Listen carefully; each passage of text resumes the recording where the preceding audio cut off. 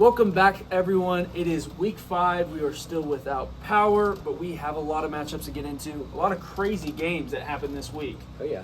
There were a lot of close ones. Couple ones on Monday night, one on Sunday night. We'll get into those.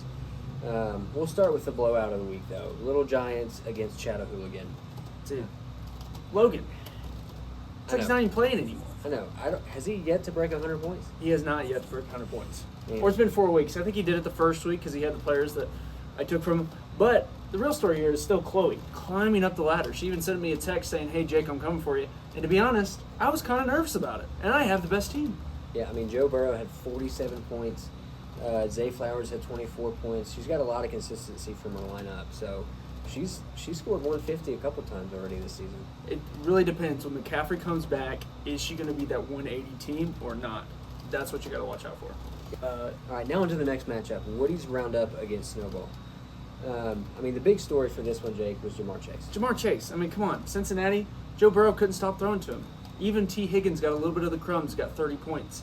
But really, the problem here was the quarterbacks. I mean, Steve Wood didn't even score that much. He scored like, 123? Yeah. He had Sam Darnold get 3. Who did Maggie have as her quarterback? Got 2 points? Maggie had, I don't remember. Well, she has like 6 quarterbacks. But, Andy Dalton. Andy Dalton, 2 points for Carolina. I wouldn't have done that, but it's getting really hard for Snowball to get a win together. Yeah. Yeah, next one we're going to get into Take What You Can, Elsa Woody against the Dudes Abide. Dudes Abide playing well. Take what you can. 2 straight losses. She's very concerned right now. Maybe dealing with some injuries and some players that are not getting the right amount of targets. Dudes Abide, though, he puts in 2 tight ends in a tight end crazy year, and they both get over 20 points. What's that about? I have no idea. I think Jeff had a lot to do with that decision. I don't know. We'll get into that later. Mark has disappeared to Atlanta, I think. They didn't. He didn't have St. Brown or Pacheco. Yeah, this was a big bye Big week. win. No, this was a big bye week for him. He didn't have Goff or Amon-Ra St. Brown. Realistically, this is a big playoff win that they need going forward. Yeah. All right, now into the next one. It's Art of the Deal against Louisiana Voodoo. Jake, what did you see from your team? So here's the thing. Voodoo, they're not really playing as much. They had a person on IR that they put in the running back position, but she actually had an okay day with Diggs and a couple other people, and she got over 100 points. For me, Jonathan Taylor's on the bench, A.J. Brown's on the bench, so I'm still kind of worried. I'm still putting together the points I need, especially for my rookie, Brian Thomas Jr. Yep. And I'm scoring over 150 each week, so all I got to do is just wait for the guys to get healthy, and it's easy from there. Yeah. Yep, and now on to the biggest game from Sunday, the matchup of the week. Lorelai Gilmore and Jordan Boyd against rule number 1, I'm number 1, Frankie. So here's the situation. Actually, on Thursday night, this is where it starts. Drake London and Darnell Mooney, they both get 40 points. And so they're both thinking, oh, this is going to be my matchup, but it stays tight after that. Going into Sunday night, tight end versus tight end, Frankie's down by 5 points, and Brad, what happened? Yeah, so Jake Ferguson against Pat Fryermuth on Sunday Night Football, and Frankie was down by 5 points. Right? Yeah, Frankie was down by 5 points. Jake Ferguson goes off for 13. Fryermuth gets 9. Caught a touchdown late in that game, and that's what gave Jordan the win. The 1 point victory. 1 point. Crazy. Is that 2 straight losses for... It is, because I beat him last week. Yeah, so, look over there. Frankie and Elsa are starting to struggle.